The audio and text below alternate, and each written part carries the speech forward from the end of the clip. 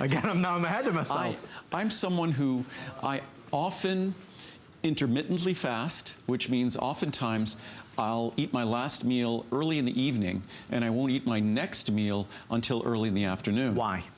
I think that the human condition is best served in all the physiologic and biochemical research I read, that it's part of a normal human state that we go through periods of not being constantly fed, that we shouldn't be running around with our tank constantly full. One of the things I've always said when I'm asked what I do to make Lincoln a healthy dog, my dog, I said, and I say I define a healthy dog by the fact that a healthy dog is at its optimum weight, so they're relatively thin. They're active, of course, and kind of like a human, relatively thin, active. And then what I often say is hungry. That dog, when that dog eats their meal, they should be hungry. So you don't want your dog overfed, and all of us, we overfeed ourselves, we overfeed our dogs. So I intermittently fast. I probably do that at least 2 or 3 days a week. I intermittently fast. And then about 1 day a week, I do a full fast where I'll go 1 full day without eating. 1 day a week, 1 day every 2 weeks. And that's just something I've always done that. I've done that since I was young. It also gives me a much greater appreciation for how much I enjoy food. Not like I needed to learn how to appreciate food. I inherited that from I think from my mother. She's watching. So I love food. And but I think for me, it's also a form of restraint and discipline. And if you look at most cultures where people have the greatest longevity, they don't overeat and they go through periods of reduced food consumption.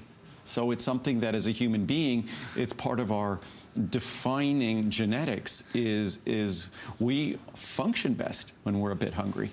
This is fascinating. So Andrew, in terms of being in a state of fasting, is there any way, I mean, when you get hungry, let's say we wanted to follow suit and try something like this for our own well-being. When you do feel hungry, what would you do? Well, first of all, you only do this if you first get this cleared by your doctor in terms of whether it's intermittent fasting. And what I was talking about before is sometimes 16-8, where you eat all your food in an 8-hour period during the day. Say it's between 10 a.m. and 6 p.m., or it might be noon to 8 p.m. And then you go from 8 p.m. till noon the next day. So it's not like a really rigorous fasting. We don't eat when we sleep anyhow, so that's kind of easy if you do that kind of intermittent fasting. More lengthy fasting, you kind of work up to. And that's something I think, again, you get cleared with your doctor before you do it.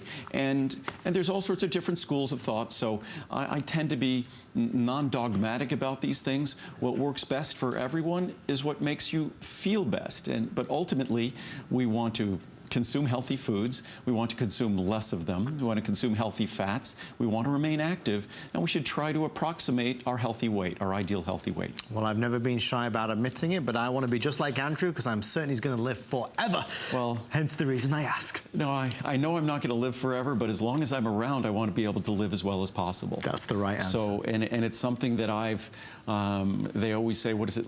There's so many old sayings, let food be thy medicine. If I knew I was going to live this long, I would have taken better care of myself. Right. God takes care of those who take care of themselves. So, well, with that in mind, we do want to just talk a moment about turmeric.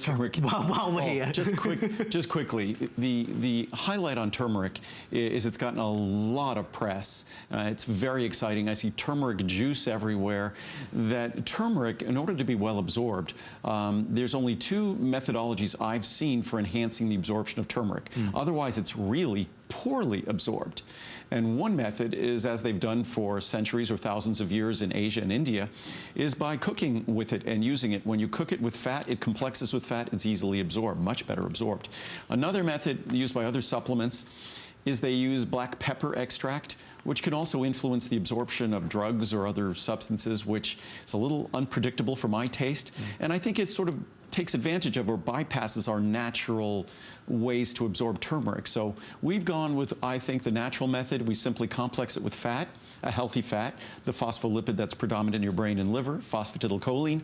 So that's why ours delivers not just turmeric, but turmeric that you can absorb and that you could use and that you can benefit from. We're going to head over this way. Just one quick question. This is from Kathleen. Kathleen's asking, interestingly, do you take your supplements